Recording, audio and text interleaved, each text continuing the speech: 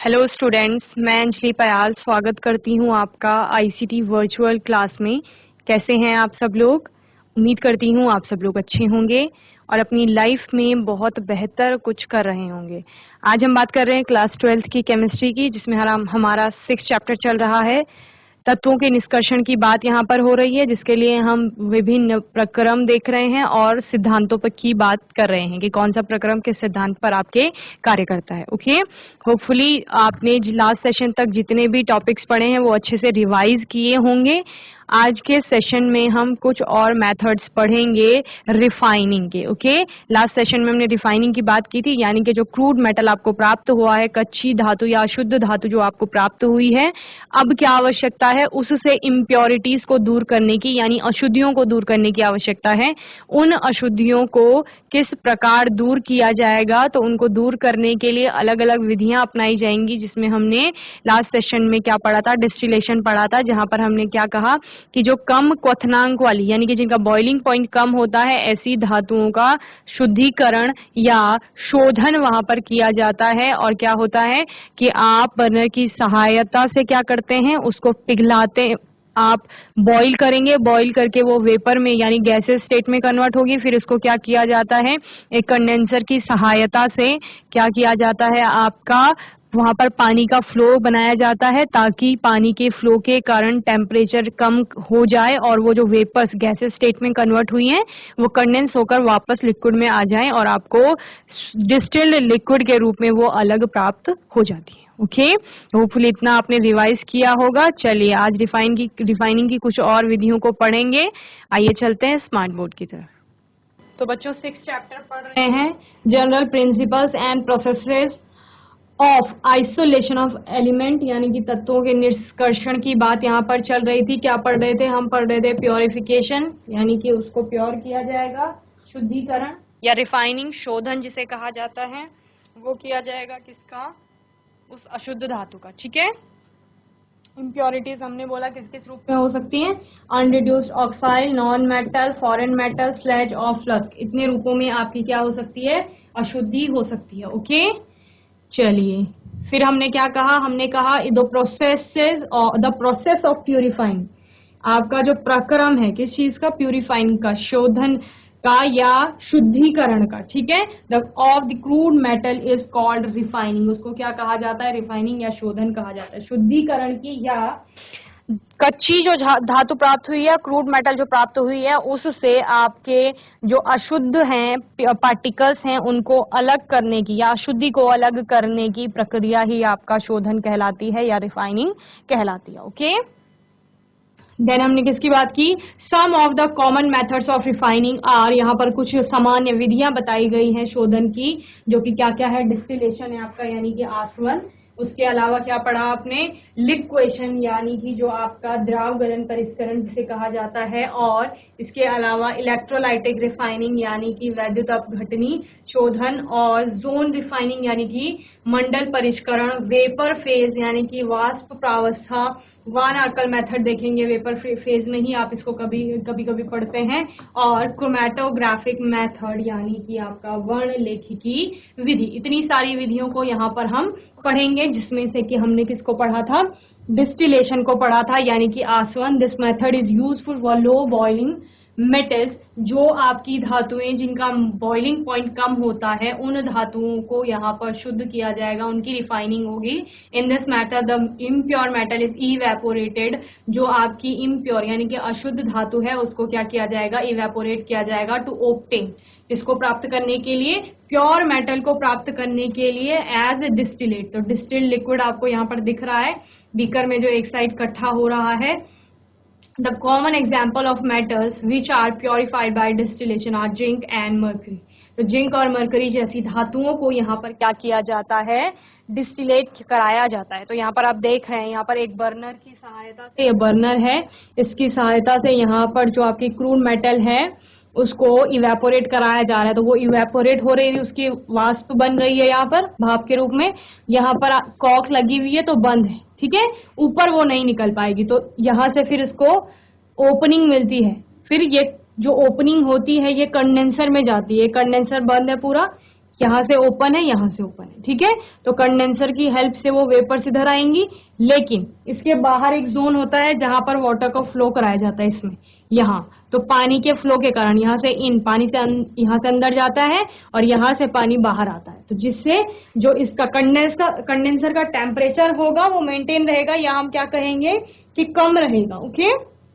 तो उससे वहां पे संघनन की प्रक्रिया होती है, जो यानी कि जो गैस यहाँ से निकली थी, यहाँ से गैस जा रही है ना, वो किस में कन्वर्ट हो जाएगी, इधर लिक्विड में कन्वर्ट हो जाएगी और यहाँ आप डिस्टिल्ड लिक्विड प्राप्त कर लेंगे। तो इस तरीके से आपने क्या किया था, दोनों को जो अशुद्धि है और शुद्ध धातु है उनको अलग अलग पृथक कर लिया था, ओके। तो होपफुली इतना आपने पढ़ा होगा और इसको रिवाइज किया होगा। आज हम नई एक विधि की बात करेंगे जो कि क्या है, लिक्वेशन, यानी कि आपका द्राव गलन परिष्करण, ठीक है। तो द्राव गलन परिष्करण आपका क्या कहता है, इस विधि में जो मेटल होती है, मेटल यानी कि आपकी धातु, जिस धातु का आपको शोधन करना है, सिंपल सी बात है भाई, हम शोधन पढ़ रहे हैं, यानी धातुओं का शोधन किया जाएगा, ओके। और शोधन करके उसको क्या कराया जाएगा, शुद्ध कराया जाएगा, यानी कि उसमें कोई अशुद्धि है। हमने क्या किया था, हमने खनिजों से अयस्क ढूंढे, अयस्कों से फिर हमने क्या कहा कि इनमें धातुएं उपस्थित हैं, तो अब इन धातुओं को क्या कीजिए, एक्सट्रैक्ट करिए, यानी कि निष्कर्षित कीजिए। धातुओं का निष्कर्षण हुआ हमारा, जब धातुओं का निष्कर्षण हो गया तो हमने कहा अभी भी ये धातु शुद्ध अवस्था में नहीं है, तो इसमें कुछ ना कुछ अशुद्धि है। अब उस अशुद्धि को दूर करने के लिए हम क्या कर रहे हैं, रिफाइनिंग कर रहे हैं, यानी कि शोधन किया जा रहा है। तो शोधन की ये विधि क्या कहती है, जैसे कि नाम से ही पता चल रहा है, लिक्वेशन। लिक्वेशन का मतलब होता है कि हम लिक्विड में कन्वर्ट कर रहे हैं, यानी कि द्रव अवस्था में किसी चीज को ले जा रहे हैं, और किसको ले जा रहे हैं, यहाँ पर उस मेटल को, ठीक है, जिसको हमने शुद्ध करना है। तो यहाँ पर जो ये द्राव गलन परिष्करण होता है, या ये लिक्वेशन की विधि होती है, ये ऐसी धातुओं के लिए की जाती है जिनका जो मेल्टिंग पॉइंट होता है वो कम होता है, ठीक है।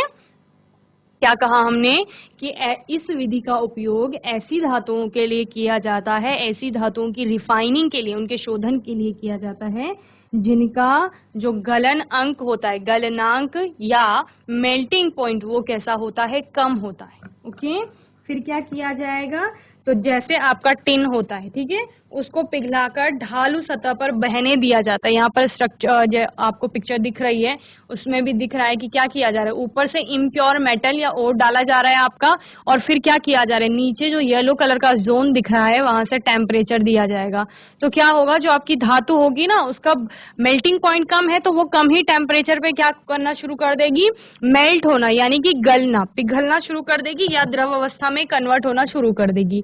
तो उसको ढालू सतह पर बोले तो आपका स्लोप में, इस तरह से ढलान में डाला जाएगा। तो उससे क्या होगा, क्योंकि वो द्रव में कन्वर्ट हो चुकी है, तो द्रव का गुण क्या होता है, द्रव की प्रॉपर्टी क्या होती है आपकी, कि वो उसमें तरलता का गुण पाया जाता है, बहने का गुण पाया जाता है उसमें, ओके। तो वो क्या करेगी, ढालू सतह पर बहने लगेगी, और जो इम्प्योर या अशुद्धि होगी वो ढालू सतह पर नहीं बहेगी, क्योंकि वो अभी भी कुछ न कुछ सॉलिड फॉर्म में है, तो वो वहीं पर रहने की कोशिश करेगी, जबकि आपका लिक्विड बह करके अलग आप उसको प्राप्त कर लेंगे। तो द्राव गलन परिष्करण इसी पर क्या करता है, इसी सिद्धांत पर कार्य करता है, ओके।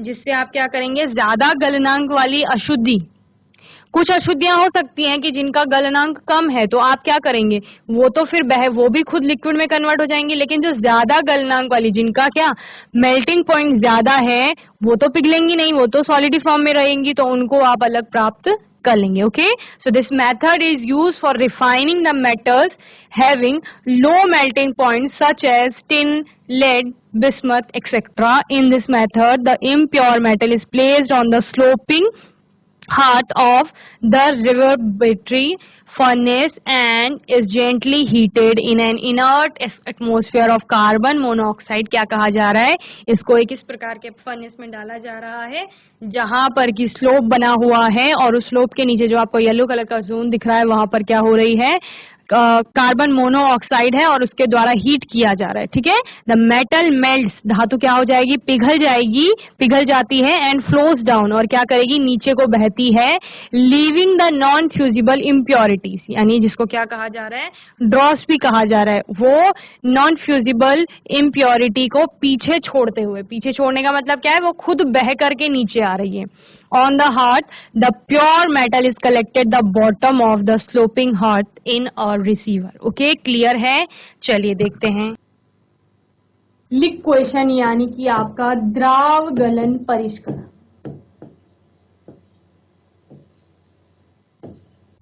द्राव गलन परिष्करण कह रहा है कि ऐसी धातु लो अब जिसका आपका जो गलनांक है वो निम्न है। गलनांक निम्न है और इससे ऐसी अशुद्धि को दूर किया जाएगा जिस अशुद्धि का गलनांक कैसा होगा, उच्च होगा। ओके, समझ रहे हैं। धातु का गलनांक तो कैसा है, निम्न है। किसका, धातु का, यानी जो धातु है आपकी वो कम टेम्परेचर पे ही पिघलना शुरू कर रही है, कम तापमान में। लेकिन जिस अशुद्धि की बात कर रहे हैं उसका गलनांक क्या है, उसका गलनांक है उच्च। क्या किया जाएगा, यहां से आपका अशुद्ध इम्प्योर जो मेटल है वो डाला जाएगा, क्रूड मेटल जिसे आप कह रहे थे, जिसका कि गलनांक कैसा है, निम्न है, कम है, लो मेल्टिंग पॉइंट है उसका, हैविंग लो मेल्टिंग पॉइंट, उसकी रिफाइनिंग करनी है, वो हमने यहां से डाला।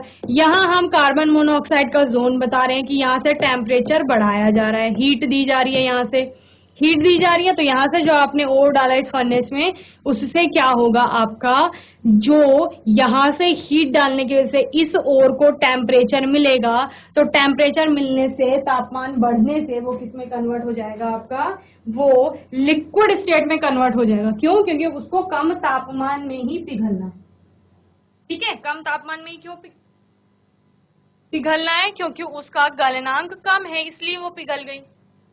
अगर गलनांक ज्यादा होता तो वो कम तापमान में नहीं पिघलती ना, फिर तो आपको बहुत ज्यादा टेम्परेचर देना पड़ता उसको पिघलाने के लिए। ओके, क्लियर है।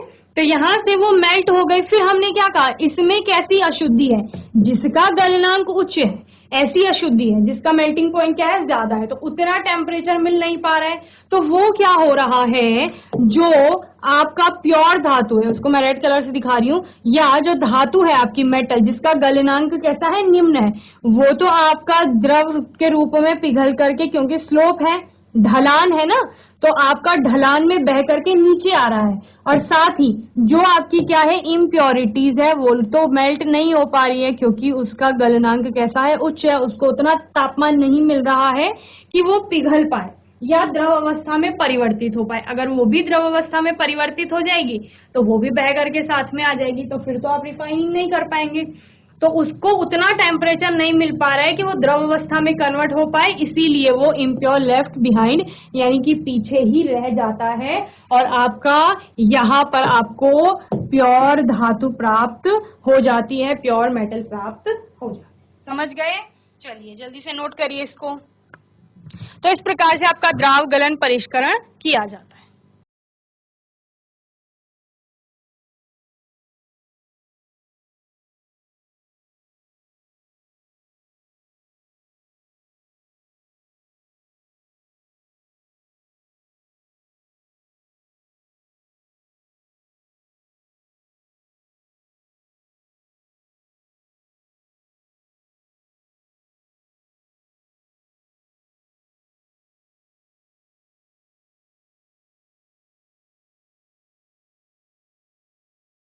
तो क्या कहा गया, द्राव गलन परिष्करण शोधन की एक प्रक्रिया है। आपने क्या किया था, आपने कहीं तो खुदाई की थी, खुदाई करके क्या निकाले, बहुत सारे पत्थर निकाले, और पत्थरों में आपने क्या कहा कि इनमें कुछ न कुछ तत्व पाए जाएंगे आपके, तो ये क्या हो गए आपके, ये हो गए खनिज। ओके इन खनिजों में आपने क्या कहा कि कुछ ऐसे खनिज हैं जिनमें आपका क्या धातु ज्यादा मात्रा में पाई जा रही है, और साथ में आपने क्या कहा कि वहां से धातु को आसानी से और कम खर्चे पर आप क्या कर सकते हैं, निष्कर्षित कर सकते हैं। तो उन सारे खनिजों को आपने क्या कहा बच्चों, अयस्क कहा। उन अयस्कों से हमने क्या किया, फिर उन अयस्कों से हमने धातु का निष्कर्षण किया।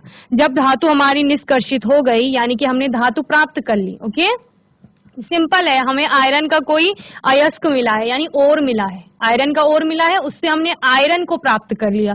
अब हमने कहा कि वो आयरन जो है या वो जिंक जो है, कॉपर जो है, वो क्या है, शुद्ध रूप में नहीं है। शुद्ध रूप में नहीं है तो उसमें कुछ ना कुछ अशुद्धि होगी। हमने कहा वो अशुद्धि किस किस रूप में हो सकती है आपके, वो अनरिड्यूस्ड यानी अनअपचयित जो आपका क्या होगा, धातु होगी, उसके रूप में हो सकती है, अधातु के रूप में हो सकती है, या फिर आपका फॉरेन मेटल यानी कि अन्य कोई धातु के रूप में हो सकती है। साथ ही हम बोल रहे हैं कि स्लज या फ्लक्स धातुमल के रूप में हो सकती है। ओके इस तरीके से आपकी अशुद्धियां थी। तो हमने क्या कहा कि इन अशुद्धियों को अब दूर करने की आवश्यकता है, यानी कि आपकी धातु जो है, मेटल जो है, उसको शुद्ध रूप में प्राप्त करने की आवश्यकता है।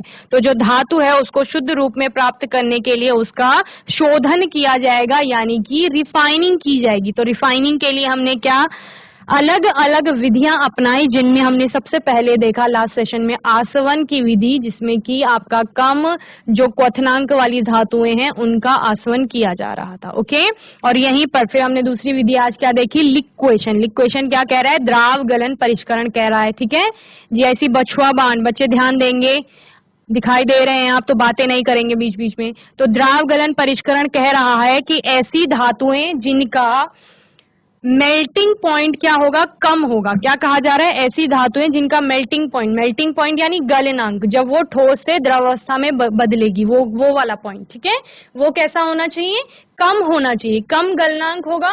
तो यानी आपने थोड़ी सी ही आंच दी, यानी सिंपल लैंग्वेज में समझा रही हूँ, थोड़ी सी आंच दी आपने या थोड़ी सी ऊष्मा दी, हीट दी, उससे ही क्या हुआ, जो ठोस है आपका वो किस में बदल गया, द्रव में बदल गया। और द्रवों में क्या गुण होता है, बहने का गुण। पानी क्या होता है, बहता है ना, ऊपर से नीचे की ओर ढलान में बहता है, स्लोप में। तो उसी प्रकार से जब आपकी धातु का गलनांक निम्न है तो उसको हम टेम्परेचर देंगे तो वो किसमें परिवर्तित हो जाएगी, आपकी द्रव में। और फिर उसको इस तरीके से जैसे चित्र में दिखाया जा रहा है उस प्रकार से, जहां पर इम्प्योर मेटल लिखा है यानी कि अशुद्ध धातु, उसको आपने इस तरह से ढलान वाले किसमें, फ्लास्क में डाला। और फिर क्या हुआ, क्योंकि उसको नीचे से टेम्परेचर दिया जा रहा है, जहां से मैंने कार्बन मोनोऑक्साइड और हीट लिखा है, वहां से तापमान मिल रहा है, गर्मी मिल रही है, तो गर्मी से क्या होगा, वो पिघल जाएगी, द्रव अवस्था में बदल जाएगी। और द्रव अवस्था में बदलने से क्या होगा, ढलान में, स्लोप में द्रव क्या होते हैं,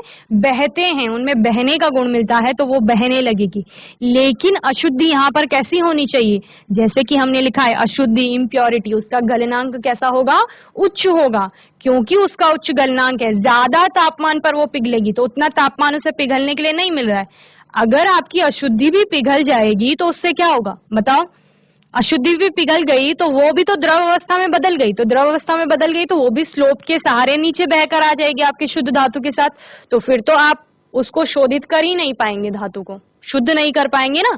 तो इसीलिए धातु में जो अशुद्धि है, हमने क्या लिखा है, वो किस रूप में है, उसका गलनांक उच्च है, और उच्च गलनांक होने की वजह से वो पिघल नहीं रही है। इसीलिए हमने क्या लिखा है, इम्प्योर लेफ्ट बिहाइंड, यानी कि जो आपकी अशुद्धि है वो पीछे ही रह जाती है, और बाकी आपका धातु हम अलग प्योर मेटल या सांद्र धातु अपनी प्राप्त कर लेते हैं। ओके नोट कर लिया है सभी ने, ये ऐसी बछुआ बाण, समझ आ गया है। लिक्वेशन हैंड रेस करिए अगर समझ आ गया है तो, हाथ उठाइए। ओके वेरी गुड, चलिए नेक्स्ट मेथड देखते हैं। नोट कर लिया होगा आप लोगों ने। थर्ड मेथड है हमारा वैद्युत अपघटनी परिष्करण या इलेक्ट्रोलाइटिक रिफाइनिंग। ओके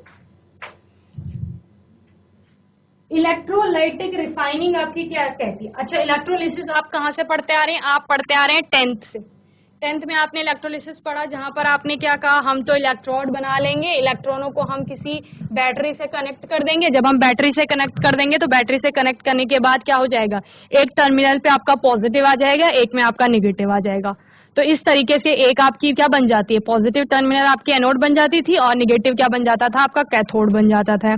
तो आपको पता है कि नेगेटिव चार्जेस जो होते हैं, यानी कि विपरीत आवेशों के बीच क्या होता है, आकर्षण होता है। ठीक है, तो जब आपके एनोड पर कैसा आ गया था, पॉजिटिव चार्ज आ गया था, तो उसमें निगेटिव वाली धातु, जो ऋणायन वाली क्या है धातु है, या ऋणावेशित वहां पर जो कण होंगे वो उसकी तरफ अट्रैक्ट हो जाएंगे एनोड की तरफ, और कैथोड की तरफ आपका क्या चले जाते थे, सारे पॉजिटिव पार्टिकल्स चले जाते थे। ओके, तो उसी प्रकार से वैद्युत अपघटनी शोधन में भी हम वही पढ़ेंगे। ओके, क्या होता है इस विधि में, जो अशुद्ध धातु होती है, यानी कि आपकी इम्प्योर मेटल या क्रूड मेटल जिसे कहा जा रहा है, उस क्रूड मेटल को क्या क्या बनाते हैं, एनोड बनाते हैं उससे। ओके, उसी धातु की शुद्ध धातु पट्टी की कैथोड बनाएंगे। ठीक है, सेम वही धातु लेंगे जिसकी आपने क्रूड मेटल की तो क्या बना ली, आपने एनोड बना ली, और सेम वही धातु लेकिन कैसे फॉर्म में, प्योर फॉर्म में, उसका क्या बना लिया आपने, उसका बना लिया कैथोड। ठीक है, इस तरह से आपने एनोड और कैथोड बना लिया। उनको क्या किया जाता है, वैद्युत अपघटनी में रखते हैं। वैद्युत अपघटनी में जहाँ पे आप एक सोल्यूशन लेते थे, इलेक्ट्रोलिसिस लाइट लेते थे, उसका सोल्यूशन बना लेते थे, जिसमें क्या होता है, उसी धातु का, कितनी बातें कर ली हमने 3 तरह से धातुओं का यूज कर लिया। एक हमने बोला अशुद्ध धातु का, ध्यान से सुनिए, अशुद्ध धातु का एनोड बनाएंगे, शुद्ध धातु से कैथोड बनाएंगे, और उसी धातु के लवण का हम क्या लेंगे, सोल्यूशन यानी कि विलयन लेंगे। ठीक है, 3 जगह आपकी सेम धातु यूज हो रही है।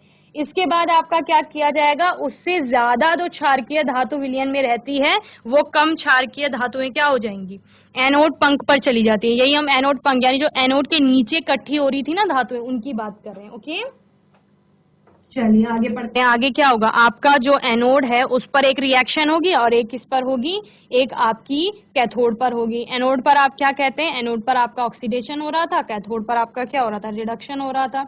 ऑक्सीडेशन क्या कहता है, ऑक्सीडेशन आपका कहता है कि लॉस ऑफ इलेक्ट्रॉन होगा। लॉस ऑफ इलेक्ट्रॉन होगा अगर जहां पर हम इलेक्ट्रॉन दे देते हैं, जब इलेक्ट्रॉन दे देंगे किसी को, जीआईसी बछुआ बाण, जब इलेक्ट्रॉन दे देंगे किसी को, तो इलेक्ट्रॉन देने से क्या होगा, ऋण आवेश किसी को हम अपना दे रहे हैं, तो ऋण आवेश में कमी आ जाएगी, यानी कि इनडायरेक्टली क्या होगा, धनावेश में वृद्धि हो जाएगी। और कैथोड पे रिडक्शन होता है, रिडक्शन यानी कि अपचयन। वो क्या कहता है, अपचयन कहता है गेन ऑफ इलेक्ट्रॉन, जब इलेक्ट्रॉनों की वृद्धि होगी कहीं पर, यानी कि ऋणावेश में वृद्धि हो रही है, इसी कारण आपके क्या जो नेगेटिव आयन होते हैं वो फॉर्म होते हैं। क्लियर है, चलिए देखते हैं आगे, साथ साथ नोट भी करते रहेंगे जो जो पॉइंट नोट करने के हैं। ठीक है, इलेक्ट्रोलाइटिक रिफाइनिंग यानी कि वैद्युत अपघटनी शोधन। ओके,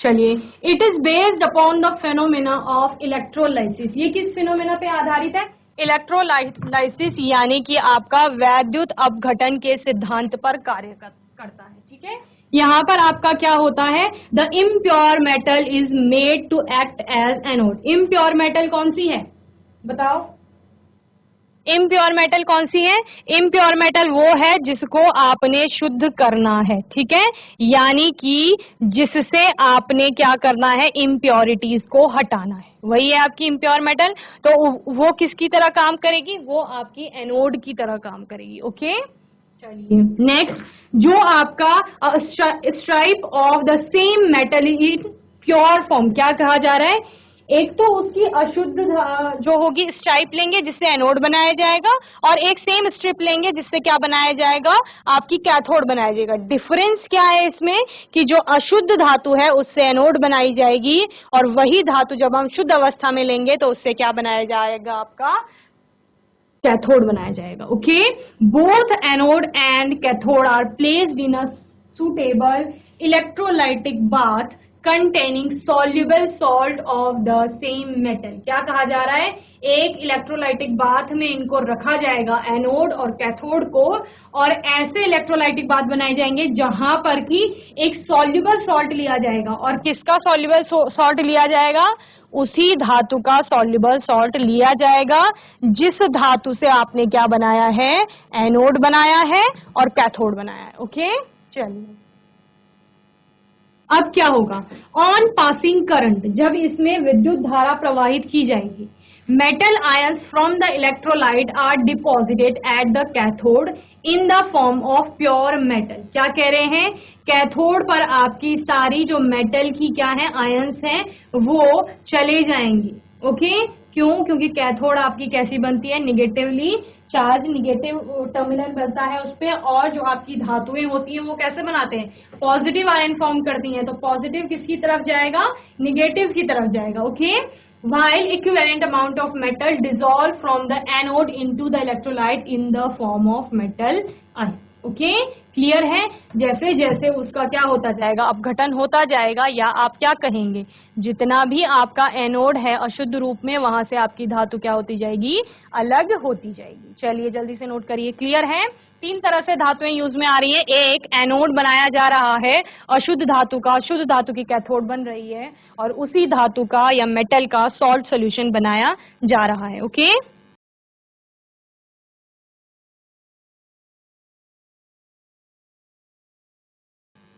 तो इस तरह से 4 पॉइंट यहाँ पर आपको बताए गए हैं इलेक्ट्रोलाइटिक रिफाइनिंग में, इनको जल्दी से नोट करेंगे और फिर हम आगे पढ़ेंगे इसमें। ओके,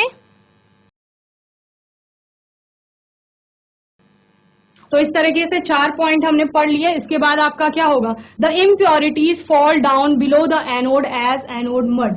तो एनोड के नीचे आपके क्या कहा हमने, एक जो कैथोड है, ओके, यहाँ पर मैं आपको बता देती हूँ, ये एक कैथोड है और ये आपकी क्या है, एनोड है, एनोड और कैथोड। यहां पर आपका क्या किया गया, एक सोल्यूशन बनाया गया, ठीक है, जो सेम मेटल, ये तीनों यहां पर सेम मेटल की हैं। डिफरेंस क्या है, ये इम्प्योर है, इम्प्योर मेटल अशुद्ध, ये कैथोड किससे बनी है, प्योर मेटल से बनी है, और ये जो सॉल्ट सोल्यूशन है ये भी इसी मेटल का है, सेम तीनों एक ही धातु से बनी हुई हैं आपकी। ओके, क्लियर है। इसके बाद क्या किया जा रहा है, इसमें आपकी विद्युत धारा प्रवाहित की जा रही है, और क्या कहा जा रहा है कि जो आपकी शुद्ध धातु होगी, यहां से जितनी भी धातु शुद्ध होगी वो आपका यहाँ कैथोड पर कलेक्ट हो जाएगी। ओके, यहाँ आपकी धातु आ जाएगी, और जितना भी आपका वहां पर इम्प्योरिटीज यानी कि अशुद्धि होगी वो एनोड के नीचे यहाँ इकट्ठी हो जाएगी, जिसको कि क्या कहा जाएगा, आपका एनोड पंख कहा जाता है या एनोड मड कहा जाता है। ये कैसी होती है, ये प्योर मेटल यानी कि प्योर धातु जिसको हमने शुद्ध करना था वो हमें प्राप्त हो गई। तो इस प्रकार से आपका क्या होता है, ये इलेक्ट्रोलाइटिक रिफाइनिंग होती है। ओके, ये देखिए,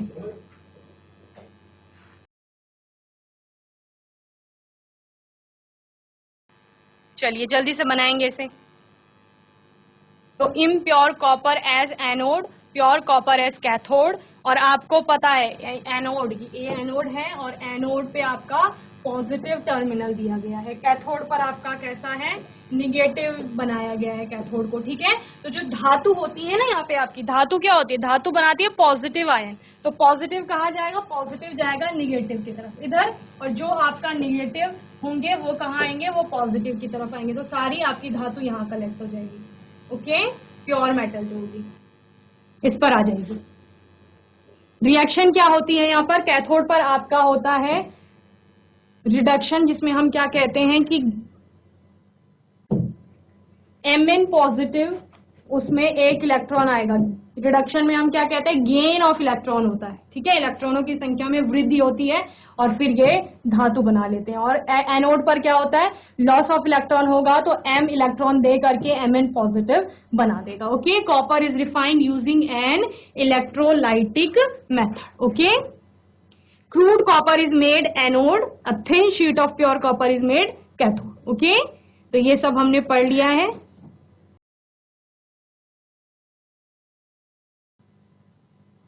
On industrial scale, a series of slabs of crude copper are suspended in a large tank containing the electrolyte made up of 15% solution of CuSO4 and 5% of H2SO4. तो इतना ज़्यादा आपको इसमें पढ़ाया गया है, तो आप इलेक्ट्रोलाइटिक रिफाइनिंग के बारे में बता देंगे कि ये इलेक्ट्रोलिसिस के जो आपका सिद्धांत होता है उसी पर कार्य करता है। ओके, चलिए, तो होपफुली इतना आपको समझ में आ गया होगा आज के सेशन में। तो बच्चों, आज के सेशन में हमने रिफाइनिंग की दो और विधियों की बात की। एक हमने लिक्वेशन कहा, यानी कि द्राव गलन परिष्करण। दूसरा हमने कहा इलेक्ट्रोलाइटिक रिफाइनिंग की जाएगी उन धातुओं की जिनमें अभी किसी न किसी प्रकार की अशुद्धि पाई जा रही है। ओके, आने वाले सेशन में हम कुछ और विधियों को पढ़ेंगे जिनके द्वारा आपकी धातु को शोधित किया जाएगा। ओके, तो बच्चों, इसी तरह आपको क्लास अटेंड करनी है, अच्छे से पढ़ना है, रिवाइज करना है यहाँ तक अपने चैप्टर को। कोई भी क्वेश्चन होगा, डाउट होगा, तो आने वाले सेशन में आप पूछ लेंगे। और तब तक के लिए आईसीटी वर्चुअल क्लास से जुड़ने के लिए धन्यवाद।